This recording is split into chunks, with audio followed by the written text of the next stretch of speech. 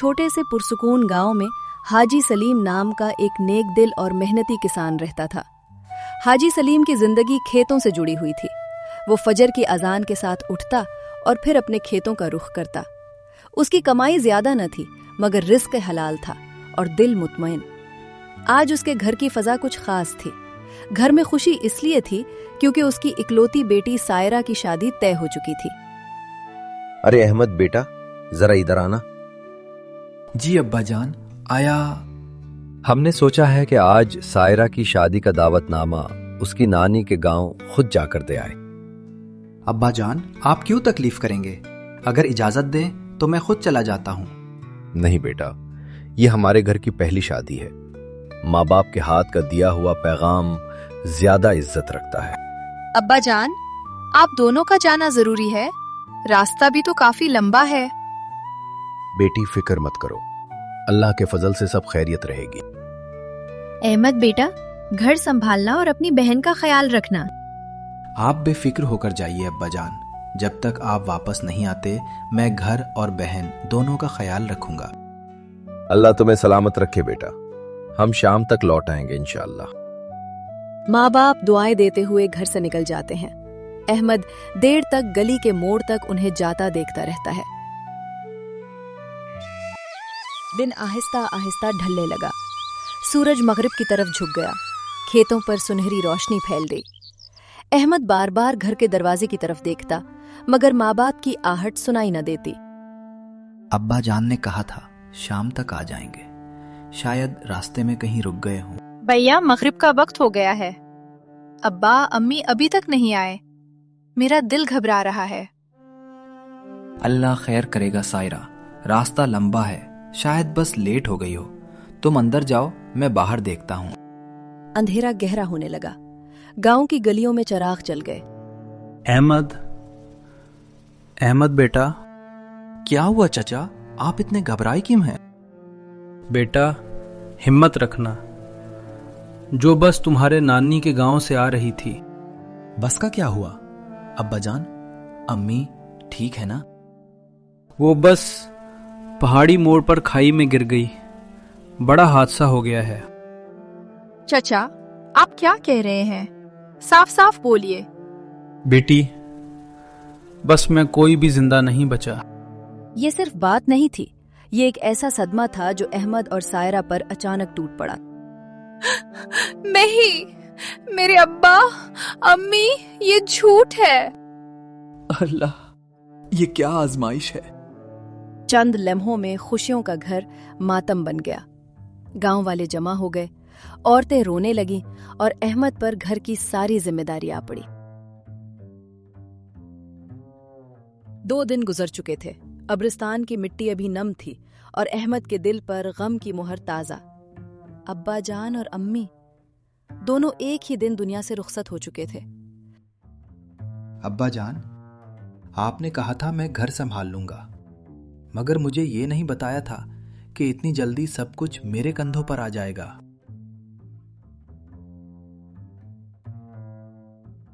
بیٹا احمد، اللہ تمہیں صبر دے، اب تم ہی اس گھر کے بڑے ہو۔ چاچا جان، میں کوشش کروں گا، مگر دل بہت کمزور ہو گیا ہے۔ کمزور ہونے کا وقت نہیں ہے بیٹا، تمہاری بہن سائرہ کی شادی طے ہو چکی ہے، یہ تمہارے ماں باپ کی آخری خواہش تھی۔ یہ باتیں دور کھڑی احمد کی چچی سن رہی تھی۔ احمد بڑے خواب دیکھ رہا ہے، شادی کھیل نہیں ہوتی، پیسے کہاں سے آئیں گے؟ بس کرو، یہ میرا بھائی کا بیٹا ہے، میں اس کا ساتھ نہیں دوں گا تو کون دے گا؟ اگر آپ نے اس کی شادی میں 1 روپیہ بھی لگایا تو میں مائکے چلی جاؤں گی۔ چچا خاموش ہو گئے، ان کی نظریں جھک گئی جیسے الفاظ ساتھ چھوڑ گئے ہوں۔ پھر آہستہ سے احمد کے قریب گیا۔ بیٹا، تمہاری چچی کی ماں کی طبیعت بہت خراب ہے، ہمیں فوراً وہاں جانا پڑے گا۔ چاچا جان، آپ بے فکر ہو کر جائیے، اللہ سب آسان کرے گا۔ چچا چلے گئے، گھر میں اب احمد اور سائرہ رہ گئے تھے، اور احمد سمجھ چکا تھا کہ اب آنسو چھپانے ہوں گے کیونکہ کمزور ہونے کی اجازت اب اسے نہیں تھی۔ ایک طرف احمد اور سائرہ غم کے سائے میں جینے کی کوشش کر رہے تھے، وہی دوسری طرف کچھ دل ایسے بھی تھے جہاں انسانیت سے زیادہ لالچ بولتا تھا۔ ये लड़के वालों का घर था।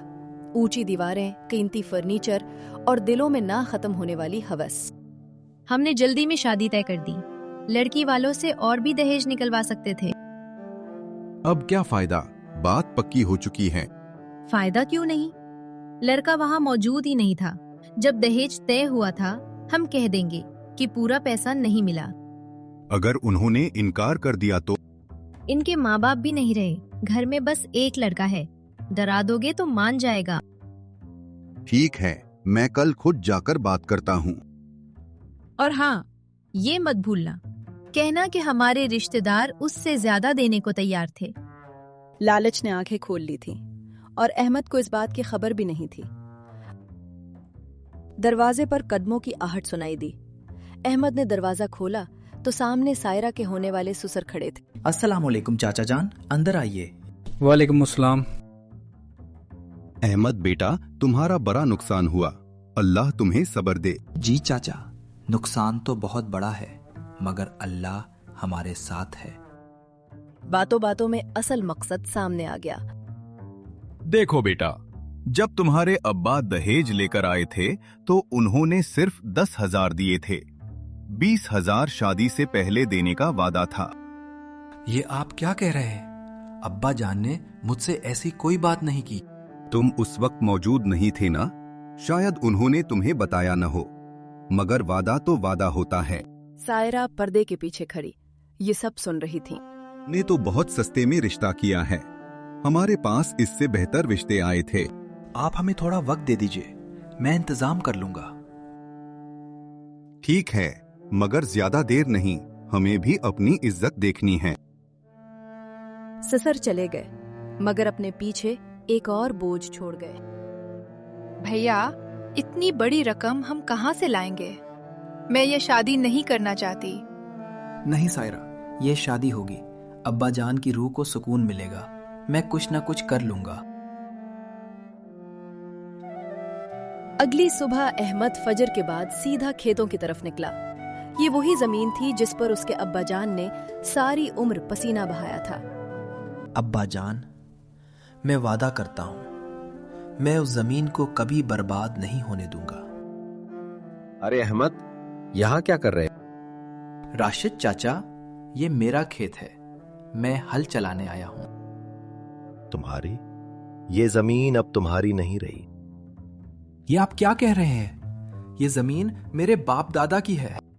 होश में आओ लड़के, तुम्हारे अब्बा ने तुम्हारी बहन की शादी के लिए ये जमीन मुझे बेच दी थी।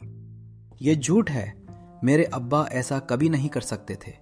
अगर उन्होंने जमीन बेची होती तो मुझे जरूर बताते। बातों से कुछ नहीं होता, कागजात मेरे पास हैं, जमीन अब मेरे नाम है। आप मेरे माँ बाप के जाने का फायदा उठा रहे हैं, ये जुल्म है। जुल्म? ये दुनिया कागजों पर चलती है, जज्बात पर नहीं। अब फौरन यहां से निकल जाओ। मैं ये जुल्म बर्दाश्त नहीं करूंगा, मैं पंचायत में जाऊंगा। जाओ, जहां जाना है जाओ, जमीन अब मेरी है और रहेगी। अहमद सदमे की हालत में दौड़ता हुआ घर आता है। सायरा, जमीन के पेपर्स कहाँ रखे हैं? जल्दी से ढूंढ कर ले आओ, वो अभी मुझे चाहिए। जी भैया, मैं अभी लाती हूँ, आप फिक्र न करें। सायरा पेपर्स ढूंढने चली जाती है। भैया, मैंने पूरा घर देख लिया है, पेपर कहीं नहीं मिल रहे। क्या बात है, आप बहुत परेशान लग रहे हो, सब ठीक है ना? मुझे बताओ। सायरा, राशिद चचा कह रहे हैं कि बाबा जान ने ये जमीन बेच दी थी, मगर वो झूठ बोल रहे हैं। अगर हमें जमीन के पेपर्स नहीं मिले तो हम बर्बाद हो जाएंगे। गांव के चबूतरे पर पंचायत बैठी थी। चारों तरफ लोग खड़े थे, मगर अहमद खुद को अकेला महसूस कर रहा था। राशिद, तुम दावा करते हो कि ये जमीन अब तुम्हारी है, सबूत पेश करो। ये लीजिए सरपंच जी, ये रहे जमीन के कागजात जो अहमद के वालिद ने मेरे नाम किए थे। अहमद, तुम्हारे पास क्या सबूत है? सरपंच जी, कागजात हमारे घर में थे, मगर अब नहीं मिल रहे। देखा आपने, बगैर सबूत के बातें कर रहा है, झूठे बहाने बना रहा है। हम जज्बात पर नहीं, सबूत पर फैसला करेंगे। چاند لمحوں کی خاموشی کے بعد وہ بات کہہ دی گئی جس نے احمد کے حوصلے کو اندر ہی اندر چکنا چور کر دیا۔ کاغذات کے مطابق یہ زمین راشد کی ہے، احمد کا اس پر کوئی حق نہیں۔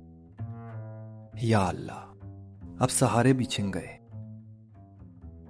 راشد کے چہرے پر خوشی تھی، مگر یہ خوشی گناہ سے بھری ہوئی تھی۔ میں نے ان کے گھر سے زمین کے کاغذات چوری کر لیے تھے۔ کیا واقعی کسی نے دیکھا تو نہیں؟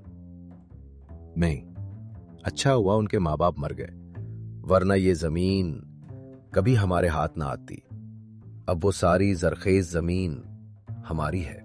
لالچ کی بنیاد پر کھڑی ہوئی خوشی زیادہ دیر قائم نہیں رہتی۔ کچھ دن بعد رات کے وقت اچانک راشد کے کارخانے میں آگ لگ جاتی ہے۔ شعلے آسمان کو چھونے لگتے ہیں، مزدور شور مچاتے ہیں، مگر آگ قابو سے باہر ہو جاتی ہے۔ سیٹھ جی، آگ لگ گئی ہے، سب جل رہا ہے۔ یا اللہ، یہ کیا ہو گیا؟ میرا سارا مال، میری محنت سب جل گیا۔ راشد زمین پر بیٹھ جاتا ہے، اس کے غرور کی دیواریں پہلی بار ہلنے لگتی ہیں۔ اب میں قرض کیسے چکاؤں گا؟ اتنے بڑے تاجروں سے پیسے لیے ہیں، اب کیا ہوگا میرا؟ اسی دن نعیم خان راشد کے گھر آتا ہے۔ اس کے چہرے پر سختی ہوتی ہے، وہ سیدھا بات پر آتا ہے۔ راشد، میں اپنے پیسے لینے آیا ہوں، کافی دن ہو گئے ہیں۔ تمہیں تو پتا ہے نعیم خان، کارخانے میں آگ لگ گئی ہے، مجھے تھوڑا وقت دے دو، میں تمہارے پیسے لوٹا دوں گا۔ میں باتوں پر نہیں، ثبوت پر یقین کرتا ہوں۔ یا تو پیسے دو یا کچھ گروی رکھو۔ راشد کچھ دیر خاموشی سے سوچتا رہتا ہے۔ اچانک اس کے ذہن میں ایک چال ابھرتی ہے۔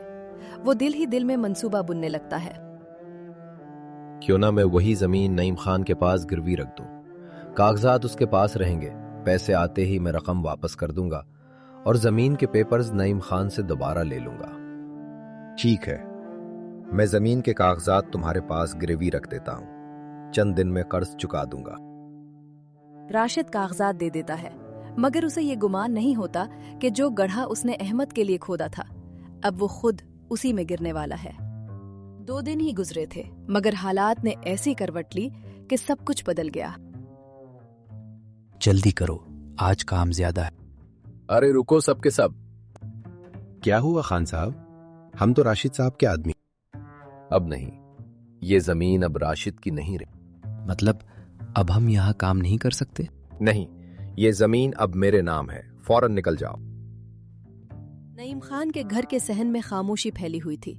اچانک دروازے پر زور سے دستک ہوتی ہے۔ نعیم خان چونک کر باہر آتا ہے تو سامنے راشد کھڑا ہوتا ہے، آنکھوں میں غصہ اور لہجے میں سختی ہوتی ہے۔ ارے راشد، اس وقت یہاں کیسے آنا ہوا؟ خیریت تو ہے؟ خیریت؟ تم پوچھ رہے ہو خیریت؟ میں نے تمہارے پاس اپنی زمین صرف گروی رکھی تھی۔ راشد، تم کیا کہہ رہے ہو؟ زمین تو اب میرے نام ہے، کاغذات میرے پاس ہیں۔ بس یہی تو دھوکہ ہے نعیم خان، تم نے موقع دیکھ کر میری زمین اپنے نام کر لی۔ میں نے کچھ غلط نہیں کیا، سب قانون کے مطابق ہوا ہے۔ قانون کے مطابق؟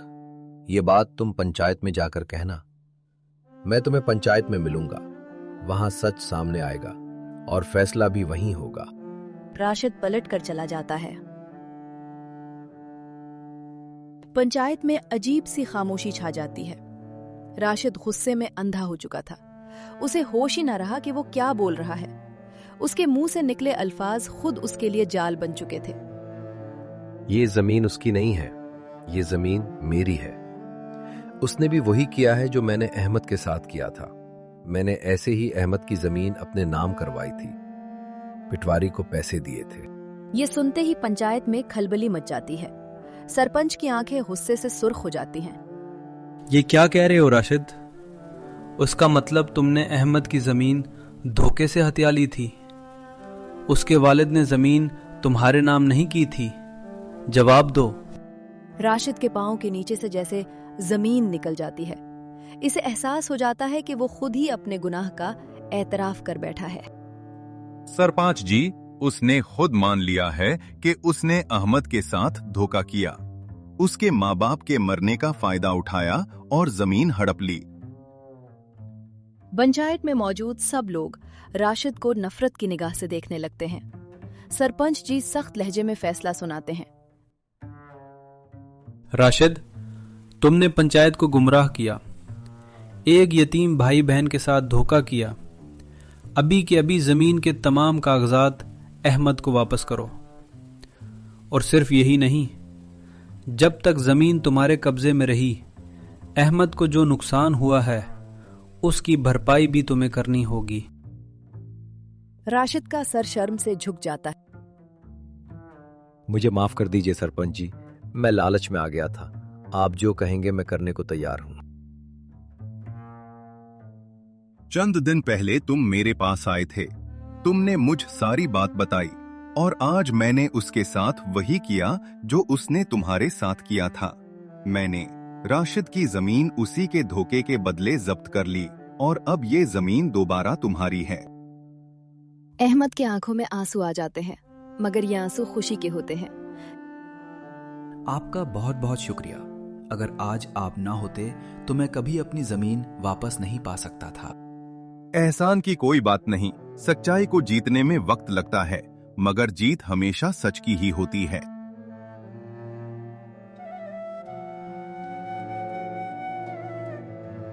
कुछ दिन बाद गोपाल के घर लड़के वाले आते हैं। वो फिर से दहेज के पैसों की उम्मीद लेकर आए होते हैं।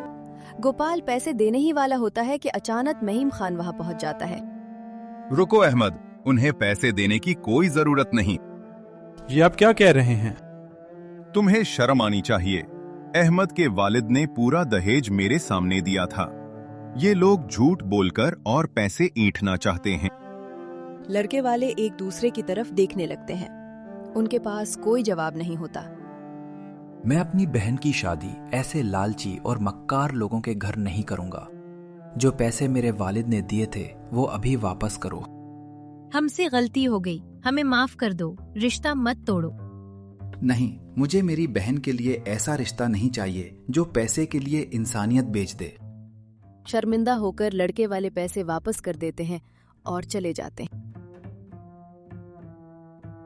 कुछ अरसे बाद गोपाल अपनी मेहनत से दोबारा खेत आबाद कर लेता है। फसल लहलहाने लगती है। घर में खुशहाली लौट आती है। सायरा की शादी एक नेक और अच्छे खानदान में बड़े धूमधाम से होती है।